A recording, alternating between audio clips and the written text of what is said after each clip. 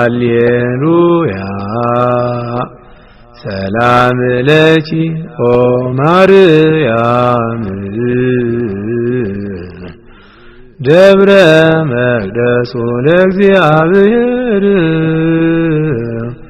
ሰላም ለኪ እንተ መልዕልተ ኩሎሙ ቅዱሳን። አቤቱ ቸር እግዚአብሔር አምላካችን ሆይ በዚህ ዕለት በዚህ ሰዓት በዚህ ስፍራ በቸርነትህ ስለሰበሰብከን በዚህ ከፍተኛ ቀጠሮ ስላደረስከን ከሁሉ አስቀድሞ ቅዱስ ስምህን እናመሰግናለን። ቸር እግዚአብሔር አምላካችን ሆይ ሁለት ወይም ሶስት ሆናችሁ በስሜ ከተሰበሰባችሁበት እኔም ከዚያ በመካከላችሁ እገኛለሁ ብለሃልና ቃል ኪዳንህን እንድታጸናለን በመካከላችን እንድትገኝልን ስብሰባችንን እንድትባርክልን ልናውቀው የሚገባንን የሚጠቅመንን ትምህርት እንድታስተምረን አይምሮአችን ሊሸከመው ሊመረምረው ሊረዳው ሊጠቀምበት የሚችለውን ምስጢር እንድትገልጽልን ቅዱስ መንፈስህን እንድታሳድርብን ሀገራችን ኢትዮጵያን ኦርቶዶክሳዊ ተዋሕዶ ቤተክርስቲያናችንን ክርስቲያን ሕዝብህን በቸርነት እንድታስብልን መዓቱን በምህረት ቁጣውን በትዕግስት እንድትመልስልን ክረምቱን ዝናሙን ዘሩን መሬቱን እንድታስማማልን ከዘመነ ማቴዎስ ወደ ዘመነ ማርቆስ በሰላም እንድታሸጋግረን እንለምንሃለን እንማልድሃለን። ክብር ምስጋና ለአብ ለወልድ ለመንፈስ ቅዱስ ይሁን ዛሬም ዘወትርም ለዘለዓለም አሜን። አባታችን ሆይ በሰማይ የምትኖር ስምህ ይቀደስ፣ መንግሥትህ ትምጣ፣ ፈቃድህ በሰማይ እንደሆነች እንዲሁ በምድር ትሁን። የዕለት ምግባችንን ዛሬ ስጠን፣ በደላችንን ይቅር በለን እኛም የበደሉንን ይቅር እንደምንል፣ አቤቱ ወደ ፈተና አታግባን ከክፉ ሁሉ አድነን እንጂ መንግሥት ያንተ ናትና ኃይል ምስጋናም ለዘላለሙ አሜን። እመቤታችን ቅድስት ድንግል ማርያም ሆይ በመልአኩ በቅዱስ ገብርኤል ሰላምታ ሰላም እልሻለሁ። በሐሳብሽ ድንግል ነሽ፣ በሥጋሽም ድንግል ነሽ። የአሸናፊው የእግዚአብሔር እናት ሆይ ሰላምታ ላንቺ ይገባሻል። ከሴቶች ሁሉ ተለይተሽ አንቺ የተባረክሽ ነሽ፣ የማኅፀንሽ ፍሬ ኢየሱስ ክርስቶስ ምስጉን አምላክ ነው።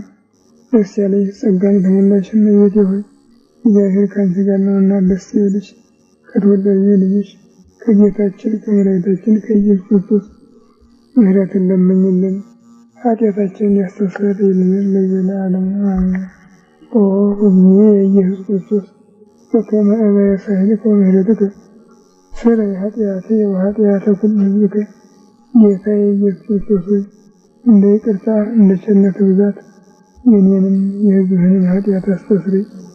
በማወቅ ባለማወቅ በማሰብ በመስራት በመናገር የተፈጸመውን ሁሉ ያሪፍታ እግዚአብሔር ይባርክልን። ነሐሴ ሐምሌ 30 ቀን 97 ዓመተ ምህረት የሐምሌ ወር ሳጥን ነው ማለት ይቻላል። ሳጥን ሙዳይ አገልግል ማለት ይቻላል። እነዚህ ዕቃዎች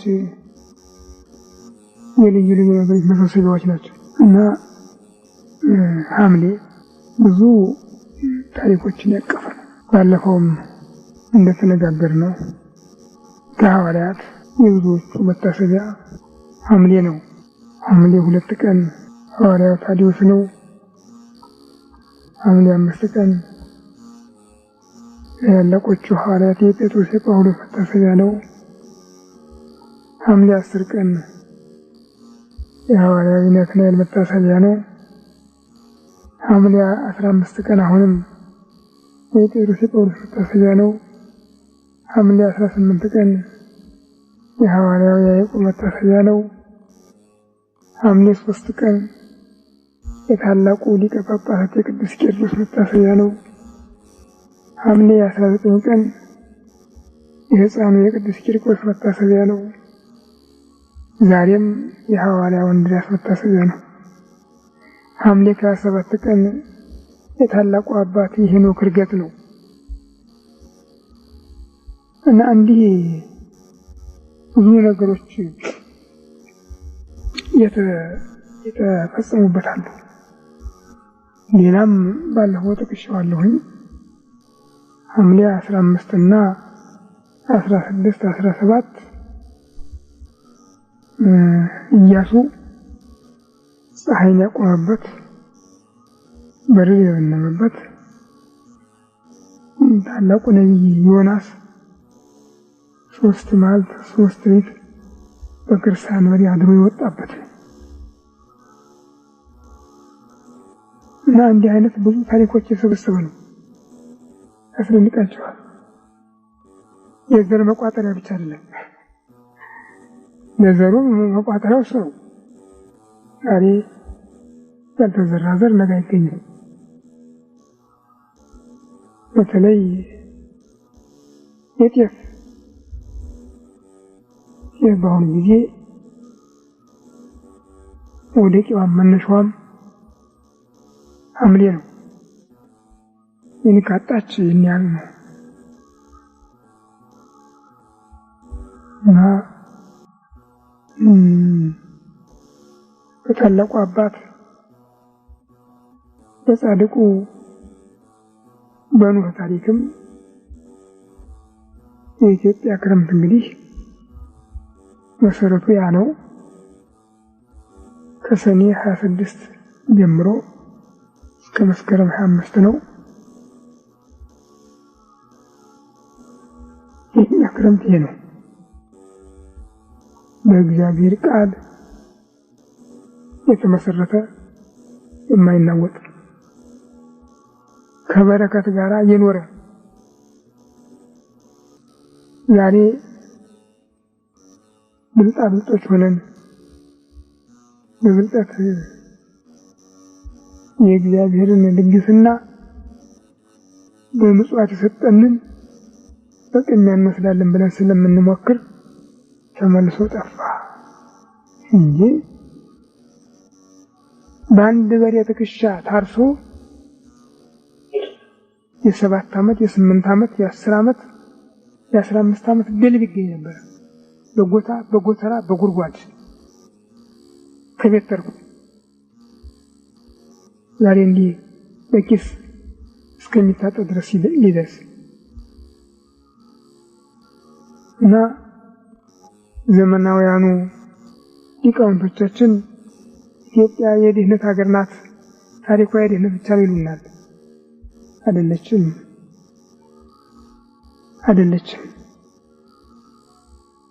የገነት ጎረቤት እንደመሆኗ የሀብት፣ የበረከት፣ የጸጋ፣ የሕይወት፣ የልዕልና፣ የቅድስና አገር ነበረች።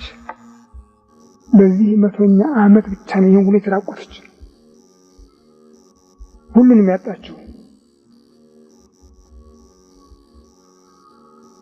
በልዩ ልዩ የመድኃኒት ስም የገባው ዝቃጭ ማዳበሪያ እና እሱን የመሳሰሉት ሁሉ ምድሪቱን መካን አደረጓት። መካን ብቻ አይደለም፣ አያችሁ፣ አንድ ምግብ ሳይስማማችሁ ሲቀር በሆዳችሁ ውስጥ ከመጎራበጥ አልፎ በውጭ ቆዳ ላይ የሚያሳየው ምልክት አለው እና ያ ከምግብ የሚመጣ ነው። የኢትዮጵያ ምድርም ከፈረንጅ ልዩ ልዩ ቅመም መድኃኒት የተቀበለችውን ማዋጥ አልቻለችም፣ አልተቀበለችው። ይህ በመሆኑ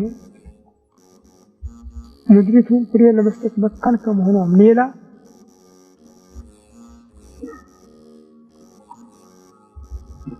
አቀንጭራ የሚባል አረም አንድ ጊዜ ከበቀለ አካባቢውን ሁሉ የሚያደርስ ለሚበላው ምግብ ብቻ አይደለም፣ ጠቅላላ ሳሩን ቅጠሉን የሚያጠፋ አሁን የመጣ ነው። የለም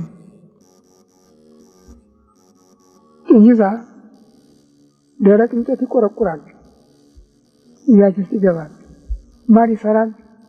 ልጆች እንዲያውም ያን እየፈለፈሉ ከዚያ ማር ይበላሉ እንጂ ከዚህ ውጪ ይህን አጠፋ ተብሎ የሚነገርለትም የሚነገርበትም አይደለም።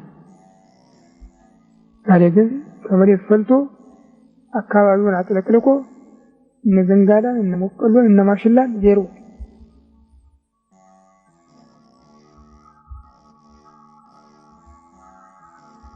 እና ብዙ አስቸጋሪ ሁኔታዎች እየታዩ ነው። ድሮ ከተጋቡ በሽታዎች በኢትዮጵያ የታወቀ ነው የሚባለው ከምንዝር የሚወለደው ቂጤ ብቻ ነው። ሌላ የለም ነበር።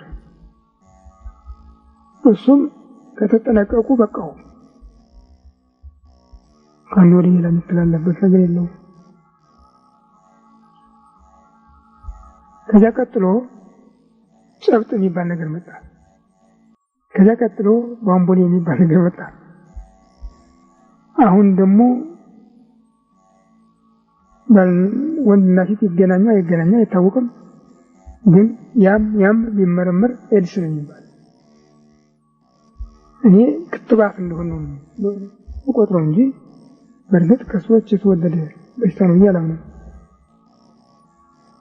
ለምን ቢባል አንድ በሽታ መጀመሪያውኑ ፈለጠኝ ቆረጠኝ የሚል ስሜት መስጠት አለበት። ሆዴን ይቆርጠኛል ራሴን ይፈልጠኛል ካላለ በህይወት በሰላም እየዘለለ ሄዶ ሲመጣ ግን ታመሃል ተብሎ ይመጣበት ነው ያቺ ተጨነቀ።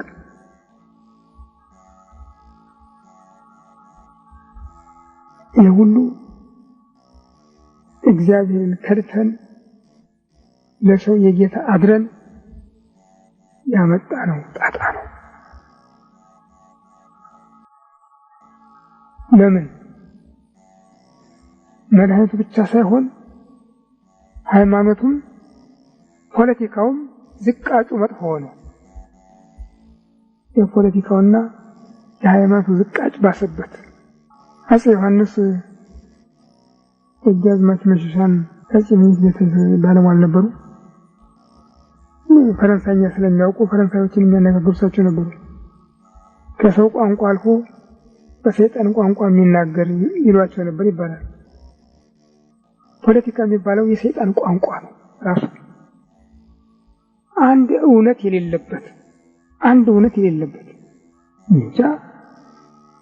እንጃ የኢትዮጵያ ሕዝብ ስነ ፍጥረትን ለውጦ ካልሆነ በስተቀር እንዲህ ሊሆን አይችልም ነበር። ምን አይሳሳትም ላይጠፋው ምንም። በአሁኑ ጊዜ አገሩን እያጠፋ ነው። የህዝብ አገሩን እያጠፋ ነው። ዘር እየጠፋ ከንጹህ ዘር ከሚዘራው ከሚተከለው ከንጹህ ዘር ጀምሮ የሰው ዘርም እየጠፋ ነው ማለት ይቻላል። እኔ ድሮ ሎሚ እና አርቲ በኪሴ መያዝ ወድ ነበር። ምክንያቱም ሽታቸው አይለወጥም። ምን ጊዜ እንዲቀመጥ ያው ነው። ይደርቁ እንደሆነ ነው እንጂ ሽታቸው አይጠፋም። ከልብሱ ጋር አብሮ ይኖራል እና በዚህ ምክንያት ለሚናርቲ በጊዜ አልጠፋም ነበር። ዛሬ ግን እንግዲህ እኔ አፍንጫ ተደፍኖ እንደሆነ አላውቅም እንጂ ሁላችሁም የምትመሰክሩበት ነው። ሎሚ መዓዛ የለውም፣ አርቲ መዓዛ የለውም፣ ነገ አይገኝም። ሌላው ሊገርማችሁ እምነት ከቤተ ክርስቲያን አስቀድሰን የዕጣኑን እራሪ እንወስዳለን። ያ ነገር ተቋጥሮ በኪሳችን እንይዘዋለን። ካልጠፋ በስተቀር መዓዛው አይለወጥም። ይዋሽን መስክሩብኝ። የሚመቆይ ነው። በተለይ የዲማ እምነት ዛሬ ግን አመድ ነው። ልዩነቱ የነበር እንዲያውም እምነት መሆኑ የሚታወቀው በመዓዛው ነበር። የለም ምክንያቱ ሃይማኖቱ ጨርሶ መሞቱን የሚያሳይ ነው። መሞቱን የሌለ መሆኑን በዛች ቤተክርስቲያን የእግዚአብሔር ጸጋ አለመኖሩን የሚያሳይ ነው። ሰውም እንደሱ ነው የሆነው። ሰውም ብቻ ካገኘ ገንዘብ ካጣም ለሰው እየታድሮ እንዳልሆነ ሆኖ መቅረት እንጂ ራሱን የሚያከብር የሚኮራ የልብ ሐሞት ያለው እውነትን ተናግሮ ከመሸበት ያድራል እንደሚባለው ሆነ ሰው የለም። ታዲያ ይሄ እግዚአብሔር ቁጣ እኮ ነው። የእግዚአብሔር ቁጣ ነው። አሁን ተሰማ እንደውም ጭጥኝም እንደገና እየተባዛ ነው ይሉኛል። የልስ ብቻ ነው እሱም እየተባዛ ነው በከተማ እያሉ ነው። ታዲያ ፊታችንን ወደ እግዚአብሔር ብንመለስ ግን ምናልባት አዲስ ሀገር አዲስ ህይወት ማግኘት እንችል ይሆናል። እሱ ይቻላል። የማያረጅ አዲስ ነው። በነገሩ ያለንበት ዘመን በጥሪ የመጣ ነው። እግዚአብሔር ጠርቶ ያመጣው ነው። በማቴዎስ ወንጌል ምዕራፍ 24 እና በልዩ ልዩ ጽሑፎችም እንደተገለጠው በኋላ ዘመን ብሎ እሱ ራሱ የመምጣትና የዓለሙ ፍጻሜ ምንድነው የሚል ጥያቄ ላቀረቡት ለደቀ መዛሙርቱ የሰጠው ምልክት ሕዝብ በሕዝብ ላይ መንግስት በመንግስት ላይ ይነሳሉ፣ በየአገሩ ራብ፣ ጦር፣ ቸነፈር፣ ሽብር ይሆናል። አታድንቁ ነው ያለ። እንዲያውም የምጥ ጣር መጀመሪያው ነው ያለ፣ መጨረሻው ሳይሆን መጀመሪያው ነው ያለ። ብዙዎች እኛ ክርስቶስ ነን የክርስቶስ ነን እያሉ ይመጣሉ፣ ግን ተጠንቀቁ ነው ያለ። እኛ አሁን እግዚአብሔር የማያውቀው ነገር አልመጣም ነው የምንለው። አዎ እግዚአብሔር የማያውቀው ነገር አልመጣም፣ ግን ሲመጣ ዝም ብላችሁ ተቀመጡ አይደለም ያለ፣ ተጠንቀቁ ነው ያለ። እኔ እጠብቃችኋለሁ፣ እኔ ያለሁ፣ እኔ እረዳችኋለሁ አላለም እንደሌላው ጊዜ ሁሉ። ተጠንቀቁ እንዳያስቷችሁ ነው ያለ። እንዳያስቷችሁ ተጠንቀቁ።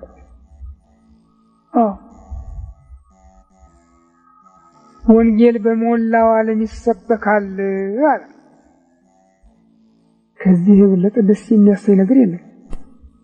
ክርስቲያን ለሆነ ሁሉ ወንጌል በሞላው ዓለም ይሰበካል፣ ግን መፈራረጃ ሊሆን ነው ያለው። ያጽድቅ ነው አላለም። መከራውም እንደሱ ነው። መከራውም እንደሱ ነው። በተቀደሰው ቦታ አለ ጌታ የርኩሰት ምልክት ቆሞ ባያችሁ ጊዜ ያን ጊዜ በነቢዩ በዳንኤል የተነገረው እንደደረሰ እወቁ ነው ያለ።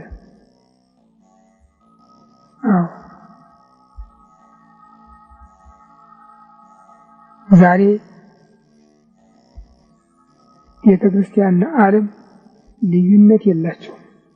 አንድ ቋንቋ ነው የሚናገሩ፣ አንድ መንገድ ነው የሚሄዱ፣ አንድ ነገር ነው የሚናገሩ። ያው የፖለቲካ ዝቃጭ ልማት ልማት ልማት ልማት የተኙ ሙታን እንኳን እንዳርፉ ከመቃብራቸው እየፈለሱ በክርስቲያኖች እጅ ክርስቲያኖች ነን በሚሉ መንፈስ አይደሉም ነን በሚሉ ይፈጸመው እያየን ነው። በዚያ ጊዜ ይላል ጌታ ዓለም ከተፈጠረ ጀምሮ ያልተደረገ ወደፊትም ይደረጋል ተብሎ የማይታሰብ ነገር ይደረጋል። ለሚያጠቡ ለጸነሱ ለወለዱ ለሚያጠቡ ለሚያሳድጉ ወዮላቸው ነው ያለው። ዛሬ ከወላድ በቀር ማን ነው ጭንቅ ውስጥ ያለ? ወላድ ብቻ ናት። ልጅን በግርብ ታስሮ ቤት መዋል አይቻልም። ከዚያ የበለጠ ደግሞ ተማሪ ቤት ነው የሚውለው። ትማራለህ ና ተብሏል። ትማራለህ ሞታለህ ያለ የለም። ትማራለህ ነው ያሉት። አትማርም ቤት ነው ተብሎ ነበር። ትማራለህ አሉት። እነዚህም የሚማር መስዋዕት ስለልጅ ለግን የጠበቀው ሞት ነው። እና አገራችን ከዚህ መከራ ውስጥ በነበራት እምነት ጸንታ ቢሆን ኖሮ ለራሷ ቀርቶ ለሌላው መጠጊያ መሸሻ ትሆን ነበረ። ግን እምቢ ብለን የፈረንጅ ጥገኞች ስለሆን እንግዲያውስ እነሱ የሚጠጡትን እናንተም መጋት አለባችሁ ብሎ ገና መጣው። አመጣው። እነሱም እኮ እምቢ ስላሉ ነው። እኛም እምቢ ካልን ያው ነው።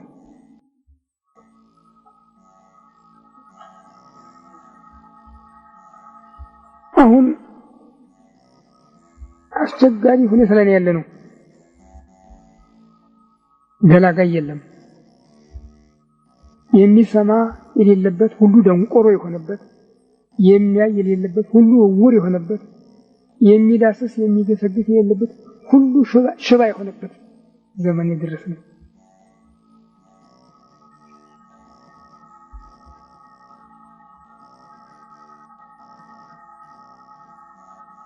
እንጃ እንዲህ ያለ ነገር ይችላል።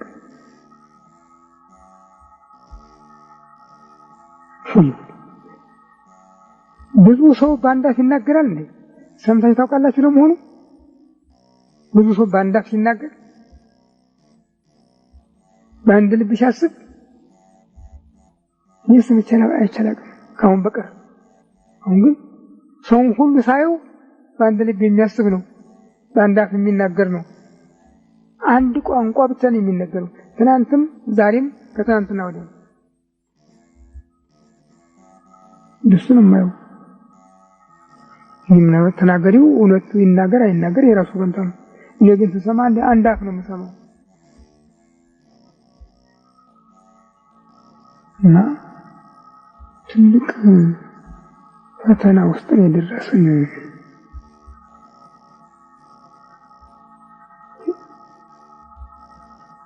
ሌላ ቢቀር ቤተ ክርስቲያን አንገት አትለይም እንዴ? አድባራት ገዳማት አንገት አይለዩም እንዴ? እግዚአብሔር የሚል ቃል ካፋቸው አይወጣም እንዴ? እግዚአብሔር ይህን ያደርጋል አይሉም እንዴ? ምን ጉድ ነው? ህዝቡስ እሺ ይሳሳት መንገድ ይልቀቅ። ማን ነበር የሚመራው? ጨው ሁሉ ድንጋይ ሲሆን አታዝኑም? እናንተ የምድር ጨው ናችሁ ያለው ኃያል አምላክ እኮ ጨው አልጫ ቢሆን ነው ያለ። በምን ይጣፍጣል? ራሱ እንዴት ሊለወጥ ይችላል? ድንጋይ ነው ተብሎ አውጥቶ ከመጣል በስተቀር ሌላ መድኃኒት የለውም ነው ያለ። አዎ ዓለምን ያጣፍጡ ዓለምን ወደ እግዚአብሔር ሊመልሱ ተሾመው የነበሩ ጳጳሳት፣ ቀሳውስት፣ ዲያቆናት፣ መነኮሳት ድንጋዮች የጨው ድንጋዮች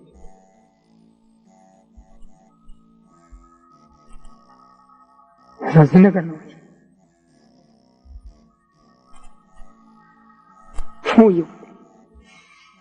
አንድ ሰው ነበሩ ይባላል ጎጃም የጠፉ ክሌቱ አየንት በሀት ሄለት ይሉ ነበር አሉ። ሁለቱም አይኖች በአንድ ቀን ይጠፋሉ የነበረው ቋንቋቸው። የጠፉ ክሌቱ አየንት በሀት ሄለት ምን ማለታቸው እየተባለ ይነገር ነበር። እኔ ሰውዬን አላውቃቸውም፣ ታሪካቸው ስለደረሰኝ። እሳቸው ግን ይህ ያሁኑ ዘመን ታይቷቸው ኖሯል። ሁለቱም መሪ ንጉስም ጳጳስም የሌሉበት፣ ቤተ መንግስትም ቤተ ክህነትም የሌለበት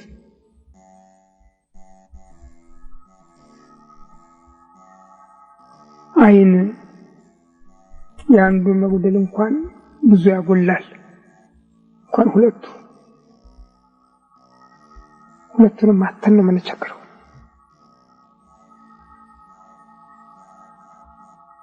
ከሁሉ ነቢዩ ኢሳይያስ እናቴ ያ አይናማ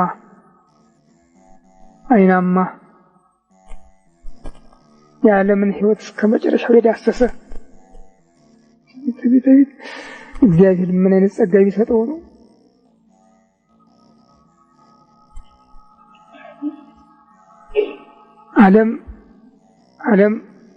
ዓለም ትናንትም ዛሬም ያላየውን ምስጢር ያየ። ኧረ እናንተ የዳዊት ቤተሰቦች ያላቸው እኮ ተው። እግዚአብሔር ሰውን ማሳዘን ማበሳጨት እንኳን ይከብዳል። እንኳን እግዚአብሔርን እንዴት ታሳዝኑታላችሁ? እንግዲያውስ አላቸው እግዚአብሔር ከሰማይ ምልክት ይሰጣችኋል። ድንግል በድንግልና ጸንሳ በድንግልና ትወልዳለች፣ ወንድ ልጅ ትወልዳለች፣ ስሙንም አማኑኤል ትለዋለች ያላቸው። ይህን ቃል ማንም ነቢይ አልተናገረውም፣ አልደገመውም። ከሰውና ከመላእክት አእምሮ በላይ የሆነ ምስጢር የገለጸለት። እንደገና በቀራንዮ አደባባይ ቀይ ግምጃ ለብሶ መስቀል ተሸክሞ ሲወጣ ከ700 ዓመት በፊት ሆኖ እኮ ነው ያየው። መኑ ቱቢሲ መካህ ዘይወፅእ ሜዶም ኃያል ወግሩን በልብሰቱ ባለባበሱ እጅግ የሚያስፈራ ያ ቀይ ጉልማሳ ማን ነው? ያ ጉልማሳ ማን ነው ያለው?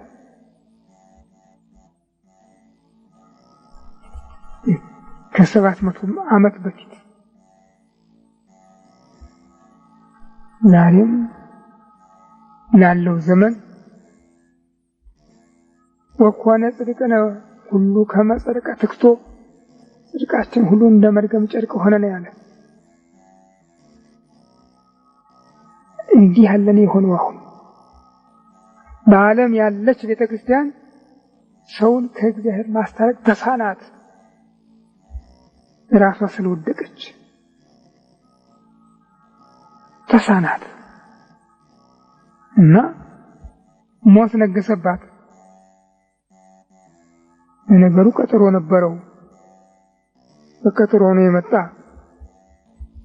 አራተኛው ማኅተም በተከፈተ ጊዜ ዝንጉርጉር ፈረስ ወጣ። በላዩ የተቀመጠው ሞት ይባላል። መቃብር ትከተለዋለች ነው ያለ ታላቅ ሐዋርያ። እስከ ዓለም ፍጻሜ ተራ በተራ ቁጭ አድርጎ መዝግቧታል። አንድ ባንድ መቃብር ትከተለዋለች። በምድር አራተኛ እጅ ላይ በሞት ጥቁር፣ ቀይ፣ ነጭ የማይባል ድብልቅልቅ ማን ነው የምትሉት? ዲሞክራሲ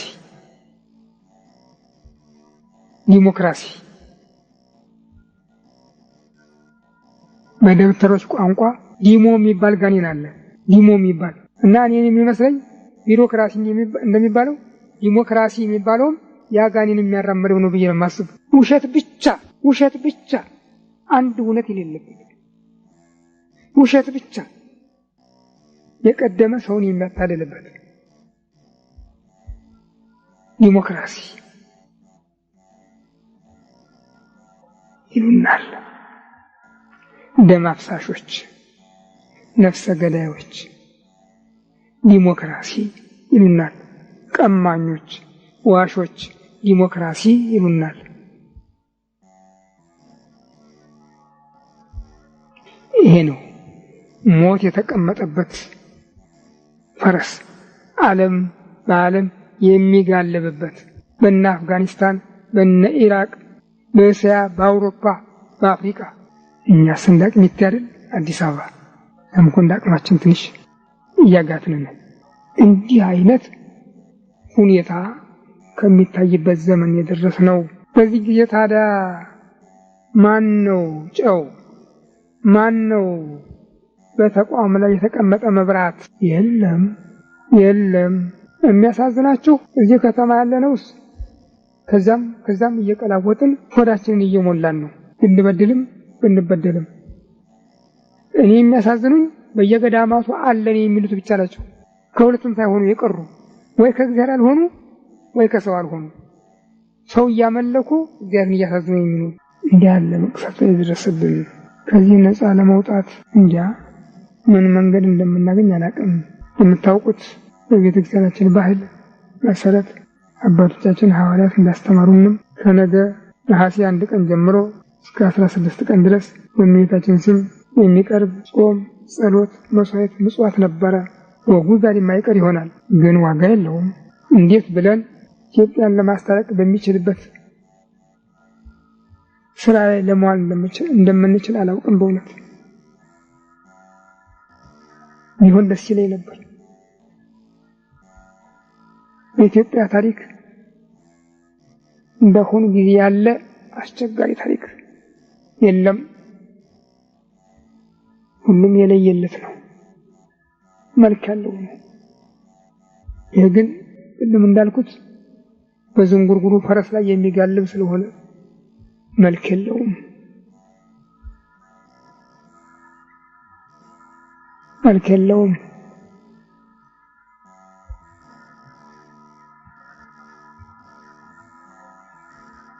ትናንት ማታ ዛሬም ጠዋት በመገናኛ ክፍሎች የሰማችሁት ድምፅ አለ። ከሞላ ጎደል እንደሰማችሁ አስታውሳለሁ። እንዲያው ግን ድምፁ ምን ይመስላችኋል? የሞት ወይስ የህይወት ድምፅ ነበር? አያሳዝናችሁም? አያስገርማችሁም? እንጃ።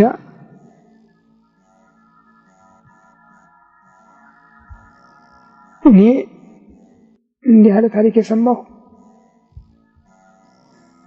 ከባይዳን ብቻ ነው።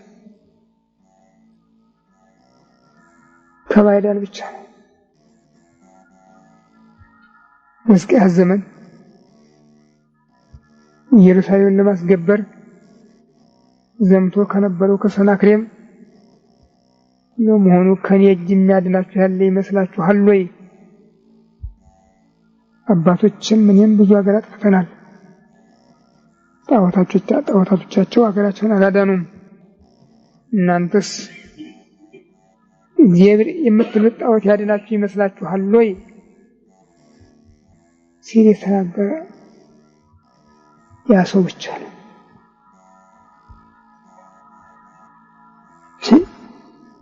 በሰው ህይወት ላይ እንዲህ አይነት ሙሉ በሙሉ ሞትን ሆኖ የሚናገር ሰው አልሰማሁም።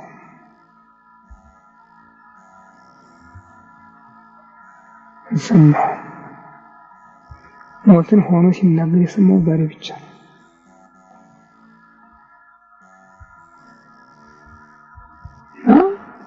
ይህ ሁኔታ የሰውየው አይደለም፣ የኛ ኃጢአት ያመጣው ነው። የኛ ክፋት ያመጣው ነው። የኛ ኃጢአት፣ የኛ ክፋት፣ የኛ ልግመት፣ የኛ ሸር ያመጣው የወለደው ነው። እኛ የእግዚአብሔር ብንሆን እኮ እንዲህ አድርግም እግዚአብሔር ወያነግስ በእሴ መደለው በእንተ ሕዝብ ስለ ሕዝቡ ክፋት ተንኮለኛ መሪ ያስነሳል ነው የሚል። የኛ ክፋት ነው የሚያመጣው። በመንፈሳዊም በስጋዊም ሁለቱንም ያጣንበት ዘመን ነው የሆነው እና እንዴት ነው የምንለው? ምጽዋትን መጸውታለን፣ መስዋዕትን እንሰዋለን፣ ጸሎት እናቀርባለን፣ ዕጣን እናጥናለን፣ ግን ዋጋ አልባ ነው።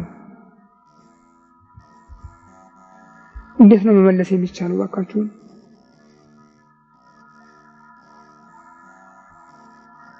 እንጃ። እሱ ግን ሊመልሰው ይችል ይሆናል። አዎ እኛ ሳንሆን የፈሰሰው ደም አቤት ይላል፣ አቤት ይላል። የፈሰሰ ደም አቤት ይላል። እሱም በዛ ጆሮውን ይሰጣልና አንድ ቀን ኢትዮጵያ ነጻ ትወጣ ይሆናል። ስለዚህ ግን አወዳደቁ የተበላሸ ነገር ነው። በመንፈሳዊ በስጋዊ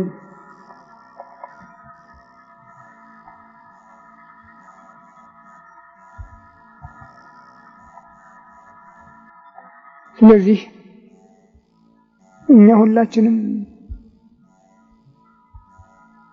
ሁላችንም በደለኞች ወንጀለኞች ነን እና እስቲ ፊታችንን ወደ እግዚአብሔር መልሰን አቤት እንበለው። ምንም አላማረብንም። ምንም የእግዚአብሔር ቁጣ ነው በእውነቱ። አንድ ሰው ሲነግረው ከጓደኛው ጋር መጣጣም የለም፣ ሌላ መንገድ ፈጥሮ ነው የሚመጣ ደግሞ እንደገና እንጂ ያንን ተቀብሎ ተከትሎ መሄድ የሚችልበት ዘመን አይደለም።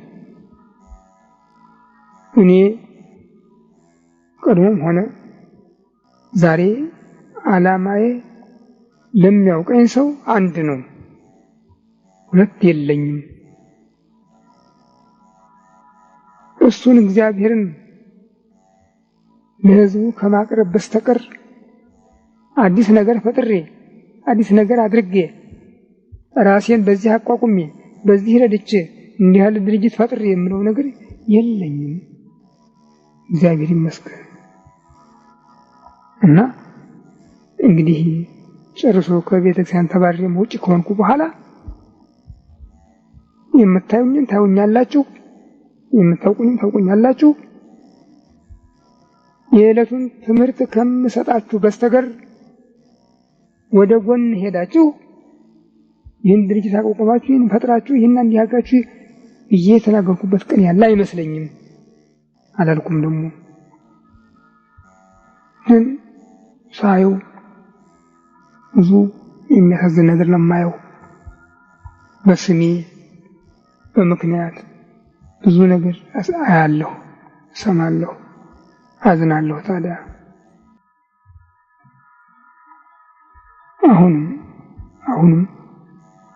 አሁንም ዛሬ የምሰጣችሁ አደራ ባላችሁበት ሆናችሁ እመቤታችንን ለምኗት፣ እንዳትጨክንና ብቻ ትጠፋ ለምኗት። ባለቤቱ ብሏል። ቅዱስ ዮሐንስ ወንጌላዊ በራእዩ በምዕራፍ 16 በቁጥር 15 ላይ ጽፎታል። እኔ እንደ ሌባ ድንገት እመጣለሁ፣ ወብፁዕ ዘይተግህ ወያቅብ አልባሲሁ ከመይሁ ራቁ ወያስተሪ ሀፍረቱ ተግቶ ልብሱን የሚጠብቅ ሰው ብፁዕ ነው። ራቁቱን እንዳይሄድ እርቃኑ እንዳይገለጥ ብሏል እና እርቃናችን እንዳይገለጥ ሀገራችንን ከሀገር ቤት እንዳትጠፋ ከተፈለገ ጠንከር ብለን ለእመቤታችን መንገር አለብን። ያቺ ቤተክርስቲያን ብትኖር ኖሮ አሰጋንም ነበር፣ ግን የለችምና በየራሳችን የጥናታችንን አቤት ማለት አለብን። ለነፍሳችን፣ ለራሳችን፣ ለህይወታችን፣ ለቤተሰባችን። ስለዚህ ተመልሰን ለመገናኘት እግዚአብሔር ካበቃን ፈቃዱ ይሁንልን፣ ያለዚያ የሱ ፈቃድ ይሁን እናደርጋለን።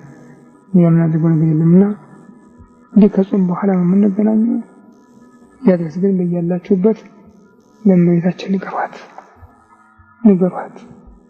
ንገሯት። አገሪቱን ርስት ህዝቧን አስራት አድርጌ ሰጥቼሻለሁ ብሎሻል። ሰይጣን ለምን ይቀማሻል? በሏት። ለምን ይቀማሻል? ከአንቺ እሱ ይበረታሉ፣ እሱ ያሸንፋሉ። እና ህዝብሽን አገርሽን አድኝ ብላችሁ ንገሯት። የሕያው አምላካችን ተመልሰን ለመገናኘት ያብቃን።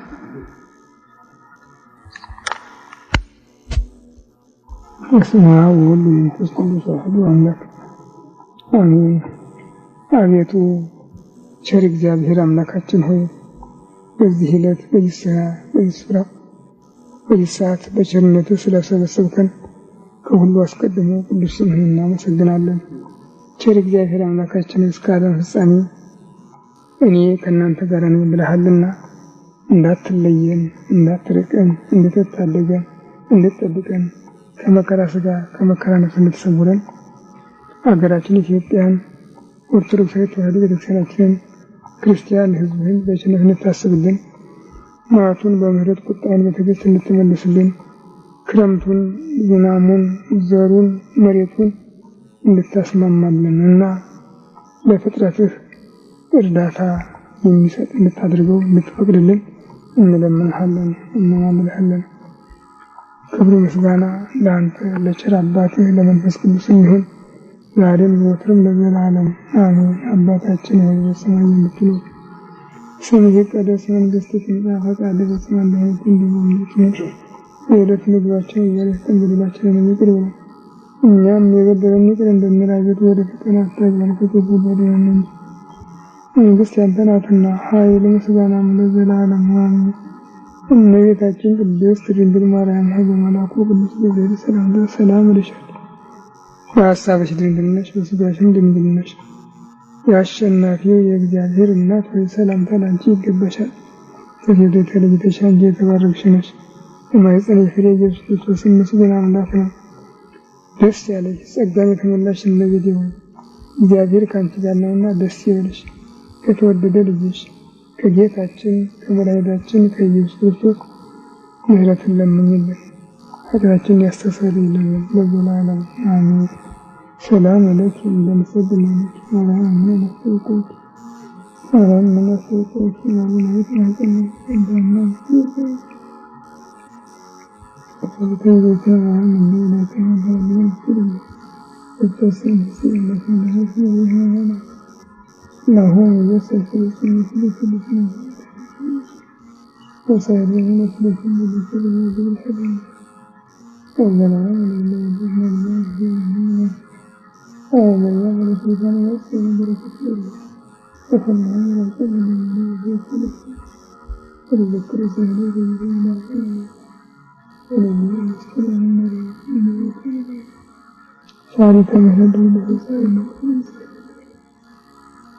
ቸሪቱ አማላጅቱ ወላዲተ አምላክ አገርሽን ታውቂያታለሽ፣ ሕዝብሽንም ታውቂዋለሽ። ፈጠረችን ማለት ብቻ ነው የሚቀረው። ከዚህ በቀር ግን ካንቺ ፍቅር የሚያጎድል ማንም የለም፣ ሴትም ወንድም ቢሆን። ግን የሕዝብ በአሁኑ ጊዜ በሰይጣን ወጥመድ ውስጥ ወድቆ ነው የሚገኘው። አዳኝ መድኃኒትም የለውምና አንቺ በአብ በወልድ በመንፈስ ቅዱስ ዙፋን ፊት ስለ ኃጥአን ሁሉ በምታቀርቢው በአማላጅነትሽ እንድታስቢን ይችን ቤተክርስቲያን ይችን አገር ከጥፋት እንድታድኝ ሳሊ ለነ ቅድስት ስትልሽ የምለች ቤተክርስቲያን ናት። ሳሊ ለነ ቅድስት ስትልሽ የምለች ሀገር ናትና ይችን ሀገር ይችን ቤተክርስቲያን ይህን ሕዝብ የአምላክ እናት ወላዲተ አምላክ እማ አምላክ ሲሉሽ ምዕመናን እያንዳንዳቸው ካፋቸው ማልጠብ ይል ነበር። ላንቺ ያላቸው ፍቅር ላንቺ ያላቸው አክብሮት ልዩ ነው። የሰይጣን ሰራዊት ፕሮቴስታንት እስከሚገባበት ጊዜ ድረስ አሁንም ትግሉ አለ። ስለዚህ ሕዝብሽን እንድታማልጂ ከጥፋትም እንድታድኝ እንለምንሻለን፣ እንማልድሻለን። ያ ጾመ ፍልሰታ ከኛ ይልቅ አንቺ ታውቂዋለሽ። ወላጆች ብቻ አይደሉም ደጅ ሲጠኑ ሲኖሩ ሕፃናት የሕፃናት ጊዜ የሕፃናት በዓል የሕፃናት ውሎ የሕፃናት መሰማሪያ ሆኖ መኖሩን አንቺ ታውቂያለሽ። ቤተክርስቲያን ሕፃናት የሚገኙበት ይሄ ጊዜ ብቻ እንደነበረ አንቺ ታውቂያቸዋለሽ ቁጥራቸው። የነዚያን ሁኔታ አስበሽ ሕፃናት ካንቺ እጅ እንዳይወጡ ሕዝበ ክርስቲያን ካንቺ እጅ እንዳይወጡ ይቅር እንድትይን እንድትለመኝን እንድትለመኝልን እንድትማልጅልን እኔ በሦስቱ ሥላሴ ስም ተማጽኜ እለምንሻለሁ፣ እማልድሻለሁ። ሌላ ምን ነገር አልችልም። በአብ በወልድ በመንፈስ ቅዱስ ስም ተማጽኜ እለምንሻለሁ። ለዚህ ስም አንቺ ምን ይላልሽ? እመቤቴ ሕዝብሽን አስቢ። እባክሽ ተይ፣ እባክሽ አይክፋሽ። ጌታ ኢየሱስ ክርስቶስ እናት በእመቤታችን አማላጅነት ኃጢአታችንን ይቅር ጸሎታችንን ትቀበለን እለምንሃለሁ፣ እማልድሃለሁ። ክብር ምስጋና ለአንተ ለቸር አባትህ ለመንፈስ ቅዱስ ይሁን ዛሬም ዘወትርም ለዘላለሙ አሜን። አባታችን ፈቃድ በሰማይ ሁላችንም በክፉ በረን ክርስቲያን ኃይል ምስጋና ለዘላለሙ እመቤታችን ቅድስት ድንግል ማርያም ለመላኩ ቅዱስ ገብርኤል ሰላም ይሁንልሽ። በሐሳብሽ ድንግል ነሽ፣ በሥጋሽ ድንግል ነሽ። አሸናፊ ነሽ፣ ሰላምታ ላንቺ ይገባሻል። ማኅፀንሽ ኢየሱስ አምላክ ጸጋን የተመላሽ ደስ ይበልሽ፣ እግዚአብሔር ካንቺ ጋር ነውና ከተወደደው ልጅሽ ከጌታችን ከመድኃኒታችን ከኢየሱስ ክርስቶስ ሀገራችን ያሰኘን ዘላለሙ ኢየሱስ ክርስቶስ ወከመ በሳይልቆም የተከሰረ ኃጢአት ጌታ ኢየሱስ ክርስቶስ እንደ ይቅርታ እንደ ቸርነት የኔንም የሕዝብህንም ኃጢአት አስተሰርይ። በማወቅ ባለማወቅ በማሰብ በመፍራት በመናገር የተፈጸመውን ሁሉ ይቅር ሃሌሉያ ሰላም ለኪ ኦ ማርያም ደብረ መቅደሱ ለእግዚአብሔር ሰላም ለኪ እንተ መልዕልተ ኩሎሙ ቅዱሳን። በስመ አብ ወወልድ ወመንፈስ ቅዱስ አሃዱ አምላክ አሜን። እነሆ የማርያም መንገድ ማምለጫ መዳኛ ለአዳም ዘር በሙሉ የእግዚአብሔር አንድነት ፍቅር የእመቤታችን ቅድስት ድንግል ማርያም አማላጅነት ከሁላችሁ ጋር ይሁን እያልን የማርያም መንገድ የተሰኘ አዲስ መንፈሳዊ ሚዲያ ይዘን ቀርበናል። በዚህ መንፈሳዊ ሚዲያ አብ ወልድ መንፈስ ቅዱስ ያዘጋጁት እምዬ ቅድስት ድንግል ማርያም የባረከችው የሥጋና የነፍስ ምግብ የሆኑ ሀልዎተ እግዚአብሔር፣ ትምህርተ ሃይማኖት፣ ክብረ ድንግል ማርያም፣ ዝክረ ቅዱሳን፣ ገድለ ቅዱሳን፣ የኢትዮጵያ ኦርቶዶክስ ተዋሕዶ ቤተ ክርስቲያን ታሪክ፣ ሥርዓተ ቤተ ክርስቲያን፣ የሀገራችን ቅድስት ኢትዮጵያን ታሪክ፣ የኢትዮጵያ ነገሥታትና የጀግኖች አርበኞች ታሪክ እንዲሁም መንፈሳዊ ዘጋቢ ፊልም ያገኙበታል። የማርያም መንገድ ማለት መዳኛ ወይም ማምለጫ ማለት ሲሆን ትውልዱ ስለ ኦርቶዶክስ ተዋሕዶ ቤተ ክርስቲያንና ሀገረ እግዚአብሔር ሀገረ ማርያም ተብላ ስለምትጠራው ቅድስት ኢትዮጵያ ታሪኳንና ማንነቷን እንዲያውቅ አውቆም የራሱን ቅዱስ የሆነ ታሪክ እንዲሰራ ለማስቻል የሚሰራ ኢትዮጵያዊ ቀለም፣ ኢትዮጵያዊ አሻራ ያለው ሚዲያ ነው። በውኑ ኢትዮጵያዊ መልኩን ወይስ ነብር ዥንጉርጉርነቱን ይለውጥ ዘንድ ይችላልን? በዚያን ጊዜ ክፋትን የለመዳችሁ እናንተ ደግሞ በጎ ለማድረግ ትችላላችሁ። ትንቢተ ኤርምያስ ምዕራፍ 13 ከቁጥር 23። ይህንን መንፈሳዊ ሚዲያ ለመደገፍ ሼር፣ ላይክ፣ ሳብስክራይብ ያድርጉ። እናመሰግናለን። እነሆ ከዛሬ ጀምሮ ትውልድ ሁሉ ብፅዕት ይሉኛል። የሉቃስ ወንጌል ምዕራፍ 1 ከቁጥር 48። ሰላም ለኪ እንተ መልዕልተ ኩሎሙ ቅዱሳን